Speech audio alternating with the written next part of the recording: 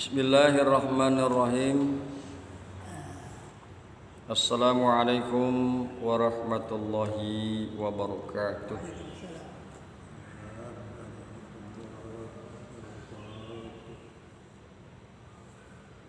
Majelis tafsir kita, kajian tafsir kita pada pagi hari ini yakni Al-An'am ayat yang ke-14. Al-An'am ayat yang ke-14. Memang pengajian ini dikhususkan untuk masalah tafsir. Di dalam Al-An'am ayat yang ke-14 Allah kemukakan, A'udzu billahi minasy syaithanir rajim. Qul aghairallahi attakhidhu waliyan fatiris samawati wal ardi wa huwa yud'imu wa la yud'amu. Katakanlah, lihat terjemahannya, katakanlah, apakah selain Allah wajar aku jadikan pelindung,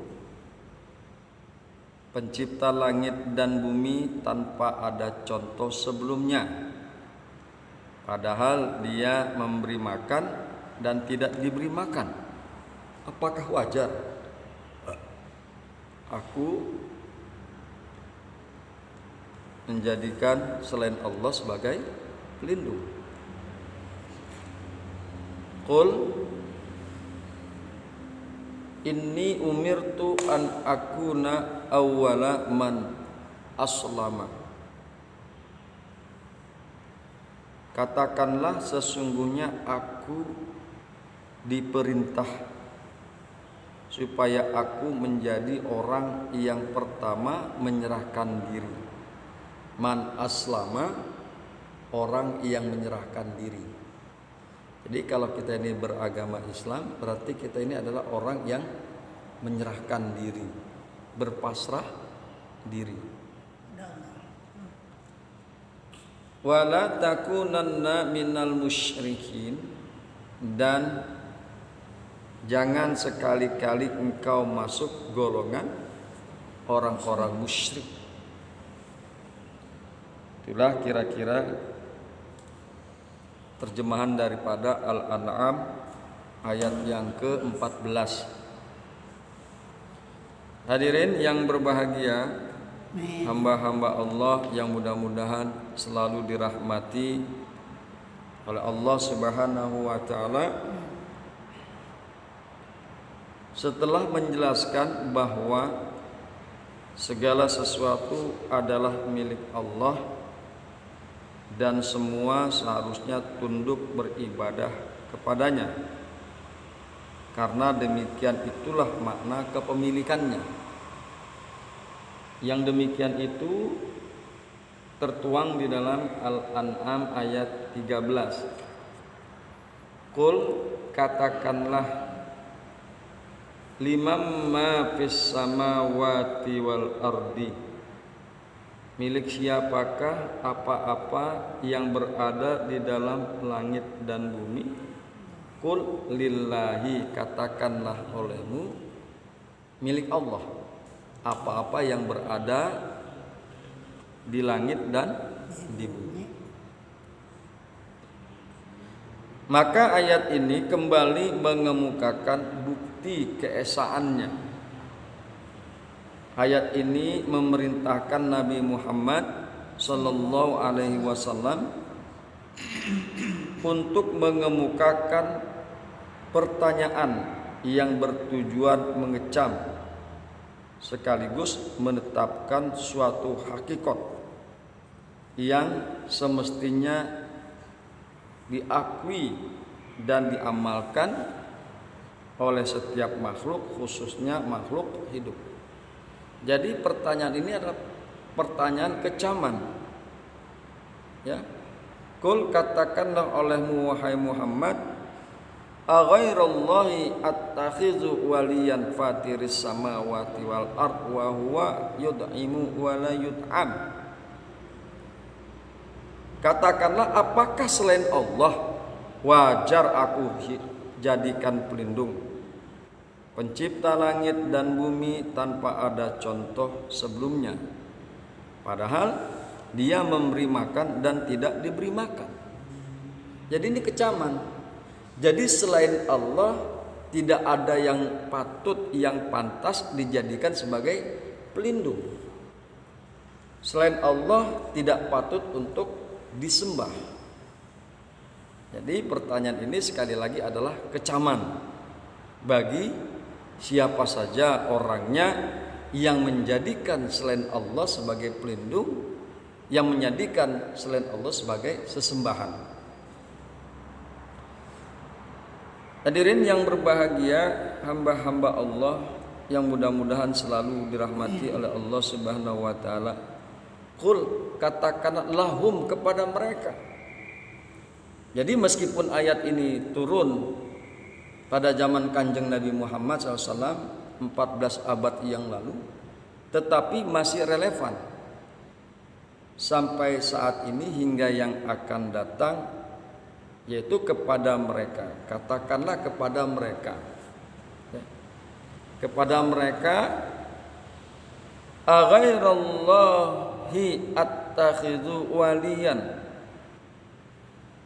apakah selain Allah wajar aku jadikan pelindung, a'buduhu, aku menyembah kepadanya.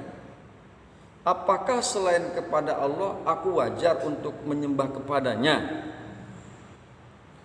Fatiris samawati wal ard, yang menciptakan langit dan bumi,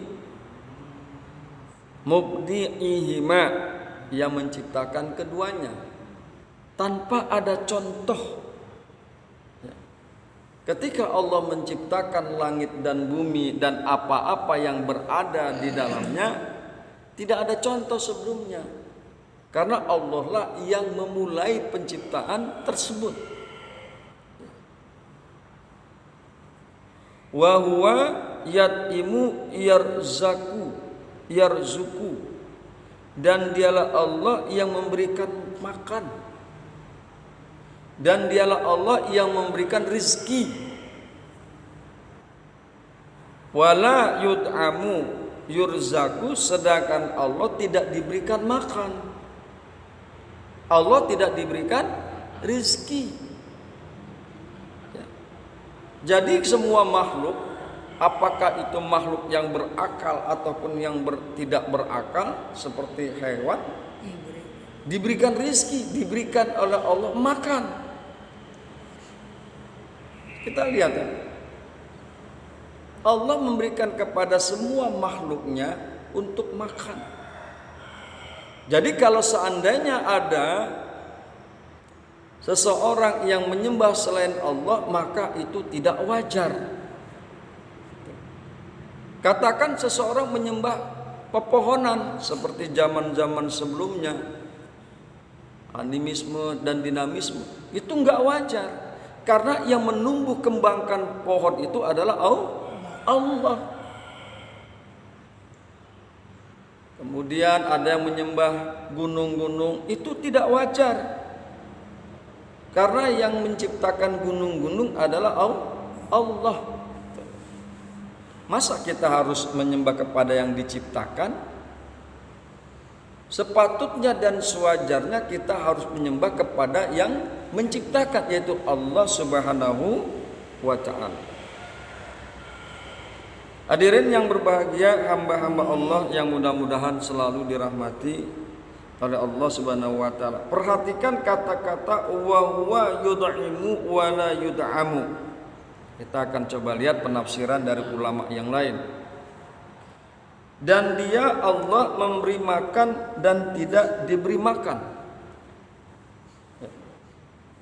Penggalan ayat ini tampaknya sengaja ditegaskan karena motivasi sebagian manusia primitif dalam menyembah berhala atau tunduk kepada selain Allah, antara lain karena menyadari bahwa mereka membutuhkan sekian banyak hal untuk kelangsungan hidup mereka, seperti makan sebagai kebutuhan utama. Setiap kebutuhan menurut pandangan mereka berkaitan dengan satu kekuatan yang tidak mereka kuasai. Hujan misalnya merupakan hal mutlak bagi kesuburan dan tumbuhnya pepohonan, serta minuman bagi hewan yang menjadi sumber perolehan makanan. Dan karena mereka tidak menguasainya, maka mereka menyembah kekuatan itu, baik langsung sebagai dewa-dewa maupun melalui berhala-berhala. Jadi ayat ini sengaja menggunakan wa huwa yud'imu wa la yud'amu karena motivasi manusia primitif menyembah berhala, menyembah hujan, menyembah sungai-sungai adalah motivasi yang paling utama bagaimana mereka mendapatkan makan. Mungkin sampai sekarang motivasi tersebut masih berkenaan dengan manusia-manusia modern. Siapa yang memberi makan kepada dia, maka kadang-kadang mereka menjadikan mereka sebagai sesembahan.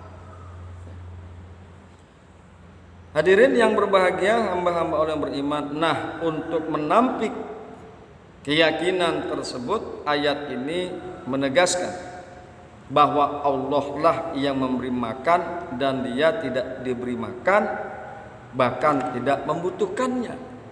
Allah tidak butuh makan, ya. Allah tidak butuh rezeki. Justru Allah yang memberikan rezeki dan yang memberikan makan. Hadirin yang berbahagia, hamba-hamba Allah yang mudah-mudahan selalu dirahmati oleh Allah Subhanahu wa taala. Qul, katakanlah olehmu wahai Muhammad, inni umirtu an akuna awwala man aslama lillahi min hazil ummati. Katakanlah olehmu, sesungguhnya aku diperintahkan agar aku menjadi orang yang pertama kali menyerahkan diri, berpasrah diri lillahi kepada Allah min hazil ummati, dari umat ini.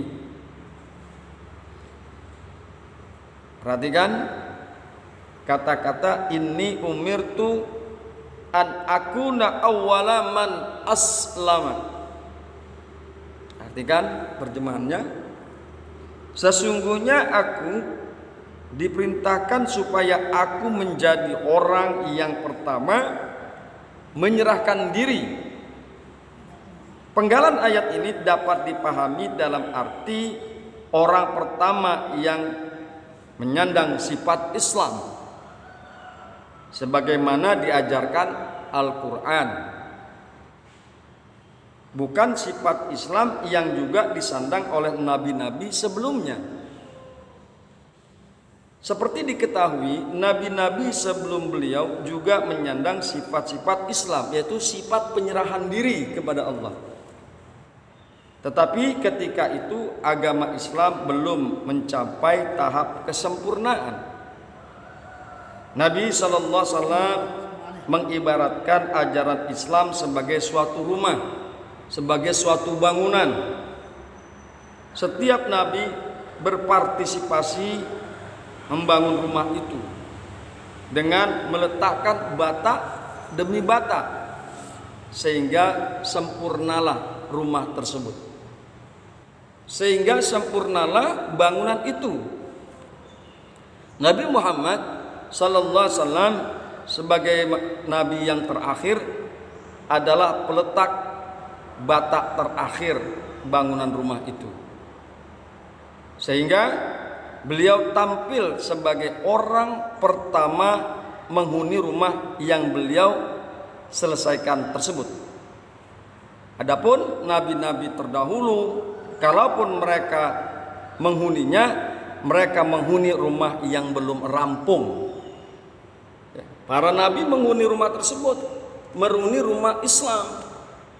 Tetapi saat itu belum rampung bangunan itu.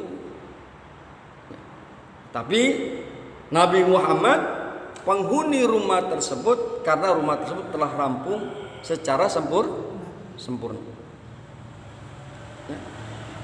Jadi seperti itu pengandaian Nabi Muhammad terhadap nabi-nabi sebelumnya. Kemudian ada juga yang menafsirkan bahwa istilah tersebut dapat juga dipahami dalam arti yang terkuat dan yang termantap dalam menyerahkan diri kepada Allah Subhanahu wa taala. Karena biasanya yang paling depan dan yang memulai suatu aktivitas adalah yang paling bersemangat, lagi kuat motivasinya dan usahanya. Dengan demikian, kata pertama bukan berarti yang pertama dari segi waktu, tetapi dari segi kedudukan. Jadi ada juga yang istilahnya seperti itu ulama. Kalau orang yang paling gagah, yang paling kuat, yang paling memiliki motivasi yang mantap, itu adalah orang yang paling utama, yang paling utama, yang paling pertama maju. Nabi-nabi terdahulu sebelum Kanjeng Nabi Muhammad SAW tidak seperti beliau. Contoh Nabi Musa alaihissalam ketika dia berhadapan dengan Fir'aun, ya, maka beliau malah eksodus ke Palestina, ya kan, tidak melawan. Kemudian Nabi Isa alaihissalam ketika ditentang oleh kaumnya tidak melawan. Malah dalam konteks Nasrani, Nabi Isa itu disalib, mati di tiang salib. Nabi Muhammad tidak. Dia memiliki motivasi yang kuat, mempunyai kekuatan untuk bagaimana caranya menegakkan agama Islam, agama para nabi dan para rasul sebelumnya. Maka ketika terjadi perlawanan dari para kaumnya, maka beliau melawan.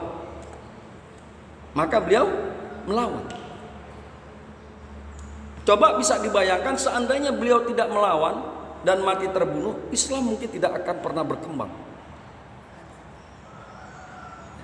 Tetapi beliau melawan terhadap penentang-penentangnya untuk menegakkan agama yang Allah ridhoi ini. Puluhan kali Kanjeng Nabi itu berperang melawan kaum musyrikin dan kafirin. Oleh karena itu, karena kegigihan beliau, karena semangat beliau dan motivasi beliau yang sangat luar biasa dalam menegakkan agama Allah ini, dalam menegakkan Islam, maka Allah kemukakan an akuna awwala man aslama. Aku diperintahkan bahwa agar aku menjadi orang yang pertama kali Islam. Bismillahirrahmanirrahim.